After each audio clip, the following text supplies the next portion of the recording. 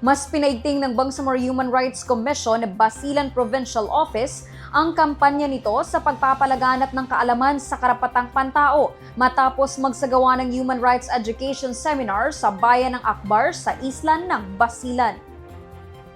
Layunin ng aktibidad na direktang maihatid sa mga komunidad ang mahahalagang kaalaman sa karapatang pantao, lalo na sa mga nasa frontline ng serbisyo publiko. Tinalakay sa seminar ang dalawang pangunahing paksa, pinangunahan ni Juhra Kiban, Special Investigator ng BHRC Basilan, ang lektora hinggil sa basic human rights na sumasaklaw sa mga fundamental na prinsipyo, tungkulin ng Estado at mga ahente nito at mga umiiral na mekanismo para sa proteksyon at promosyon ng karapatang pantao sa antas ng komunidad. Kabilang sa mga dumalo ang mga duty bearers tulad ng mga opisyal ng barangay, kawani ng pamahalaang munisipal at iba pang lokal na functionaries at binibigyang diin din ng kanilang partisipasyon ang pangangailangan na mapalalim ang kanilang pag-unawa sa human rights standards bilang pangunahing tagapagtupad ng mga polisiya at serbisyo sa komunidad. Magpapatuloy ang BHRC sa pagsasagawa ng kaparehong mga programa sa iba pang bayan at komunidad sa Basilan bilang bahagi ng patuloy nitong misyon na isulong at protektahan ang karapatang pantao sa Bangsamoro Autonomous Region in Muslim Mindanao.